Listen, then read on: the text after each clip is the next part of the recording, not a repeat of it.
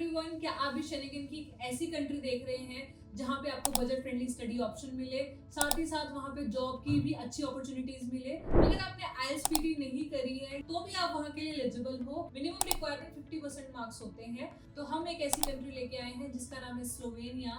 Slovenia Schengen country है। तो इस वीडियो को एंड तक जरूर देखें और चैनल को सब्सक्राइब करना ना भूलें। Hi, my name is Aditi, I am from visa square.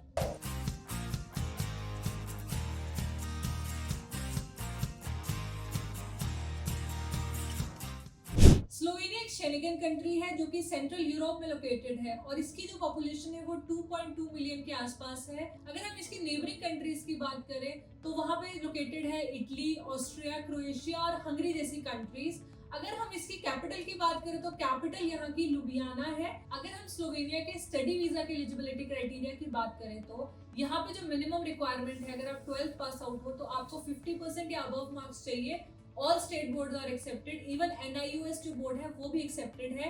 ICSE CBSE board भी वहाँ पे एक्सेप्टेड है। मिनिमम रिक्वायरमेंट 50% मार्क्स होते हैं। अगर हम PG कोर्स के लिए जाना चाहते हैं तो PG कोर्स के लिए आपकी जो मिनिमम रिक्वायरमेंट रहती है वो भी 50% या अबव मार्क्स रहती है फ्रॉम ऑल द यूनिवर्सिटीज। अगर आपने IGNOU से भी स्टडी किया है तो भी आप वहाँ के लिए एलिजिबल होते हो। अब बात करते हैं एज रिक्वायरमेंट की।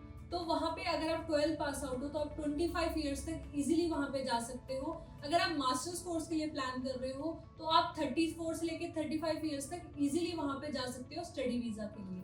वहाँ पे आप BA पास आउट हो, BSc पास आउट हो या कोई भी आपने स्टडी करी है तो भी आप वहाँ के लिए इजीली अप्लाई कर सकते हो।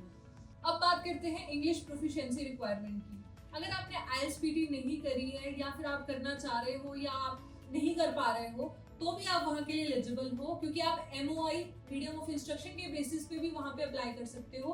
जो कि IELTS PT नहीं कर पाते उनके लिए बहुत अच्छा ऑप्शन है MOI बेसिस पे अप्लाई करने के लिए। अब बात करते हैं स्लोवेनिया में क्या क्या डॉक्यूमेंट्स रिक्वायर्ड होते हैं अगर आप स्टडी वीजा पे जाना चाहते हो तो।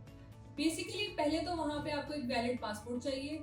सेकेंडली आपको वहाँ पे अपनी एकेडमिक डॉक्यूमेंट्स देने हैं अगर आप 10th या 12th पास आउट हो। साथ ही साथ अगर आपने IELTS PT किया है वेल एंड गुड, अगर नहीं किया है तो MOI मीडियम ऑफ इंस्ट्रक्शन जहाँ से आपने लास्ट स्टडी की है वो रिक्वायर्ड है। अगर आप PG कोर्स के लिए जाना चाह रहे हो, PG कोर्स के लिए आपकी बैचलर्स की सारी ट्रांसक्रिप्ट्स, आपकी डिग्री भी चाहिए होगी। अगर MOI है तो MOI भी आपको यूनिवर्सिटी से बनवाना पड़ेगा।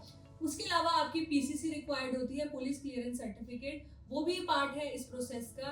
तो ये बेसिक डॉक्यूमेंट्स होते हैं जो हर एक कंट्री में लगते हैं। सेम स्लोवेनिया में भी सिर्फ यही डॉक्यूमेंट्स रिक्वायर्ड होते हैं।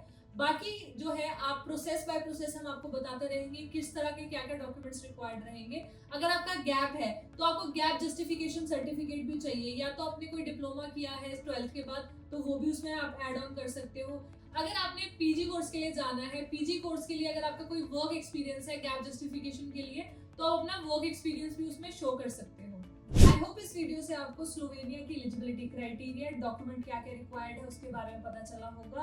अगर आपकी और कोई क्वेरी है या आप ब्रीफ जो है असेसमेंट चाहते हो तो आप हमारे स्क्रीन पे दिए गए नंबर पे कॉल कर सकते हो या फिर आप हमारे कमेंट सेक्शन में जाके कमेंट भी कर सकते हो। और अगर आपकी स्लोवेनिया के अलावा किसी भी कंट्री की क्वेरी है तो आप कमेंट सेक्शन में जाके हमें कमेंट कर सकते हैं।